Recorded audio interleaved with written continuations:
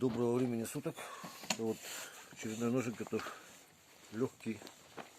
Не выпрыгивается. Ножны сделаны из цельного куска можжевельника.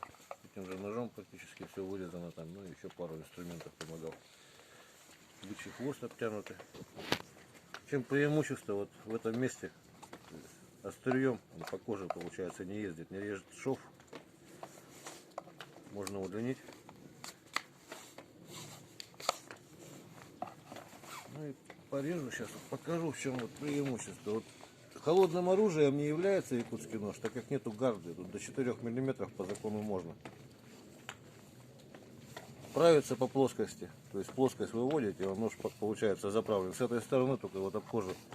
Там можно даже у костра делать, как бы поправить. Обножный прямо можно. Ну вот еще немножко так вот порежу. Ну, это северный вариант, или как вот я его там называл, колымский. Узкий, легкий. Но это не, на нем, конечно, не потянешься, но он скорее погнется, чем сломается. И, то есть вот он такой пружинистый. Специально, если не ломать, то ему как-то ничего не будет. Можно вот даже покажу. Деревяшки.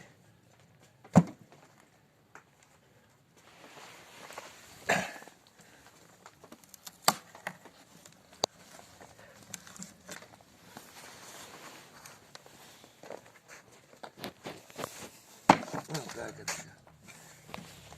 Вот. И рог построгал. Это вот у меня дубовая ветка.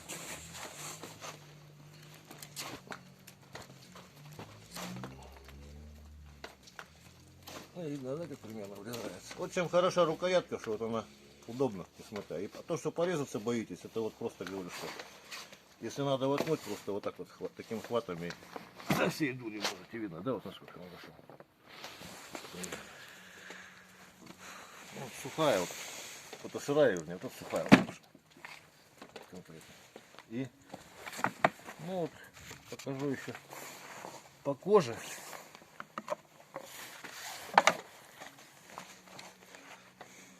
Заодно подвесик сделать, собачек покормить.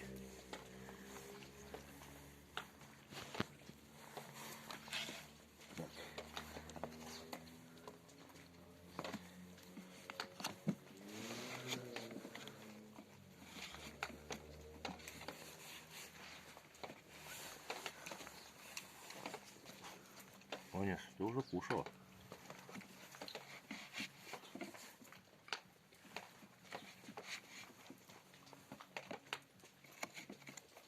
Это потом подровняю еще этим же ножиком.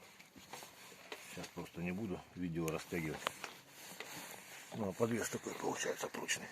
Не порвать уже. Так. Газетка намокла.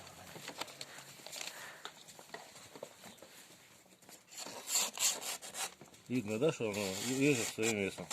Я вот пальчиками держу буквально.